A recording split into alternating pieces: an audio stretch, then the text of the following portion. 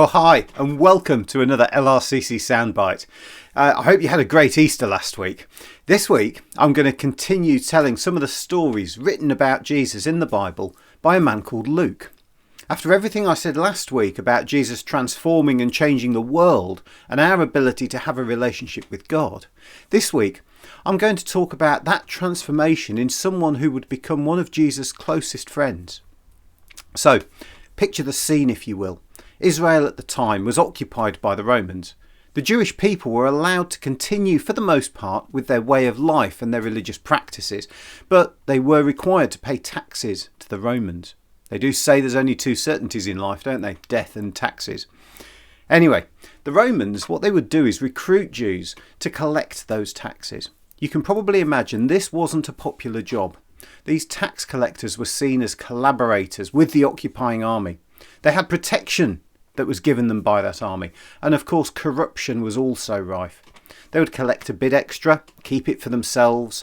The Romans didn't mind that. It was a perk that helped them recruit people. But all in all, these tax collectors, they were friends with each other, but they didn't have a lot of friends other than that. One day, Jesus came across a tax collector. His name was Matthew. Jesus invited Matthew to follow him, to become one of his disciples. And Matthew didn't need asking twice. He did it. He left everything to follow Jesus. And first he threw a big party for Jesus in his house, inviting many other tax collectors and anyone else who he could get to come to be there. Jesus went, of course, as the guest of honour, but he did face some criticism. The religious leaders at the time, they wanted to know why he would go and eat and drink with these people, these collaborators, these sinners. Jesus' answer was quite telling.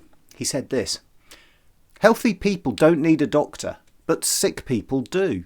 I didn't come to invite good people to turn to God. I came to invite sinners." Wow. That got them thinking.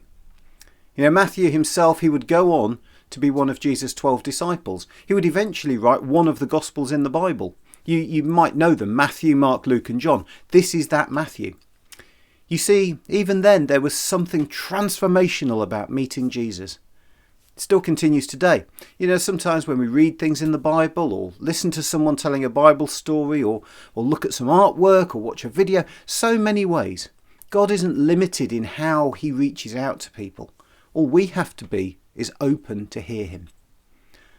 That whole point of Jesus coming was to invite people to get to know him and to get to know God. And it is an invitation. Telling people what to do isn't what it's about. It's an invitation. It's your choice. Personally speaking, I think it's the best choice you could ever make. But it has to be up to you to decide. We're always happy to talk about it. You know, feel free to join us any Sunday afternoon. We're outside number 44 Lindbergh Road from 2 till 5 every Sunday. I hope you have a great week. I'll see you next time. God bless you.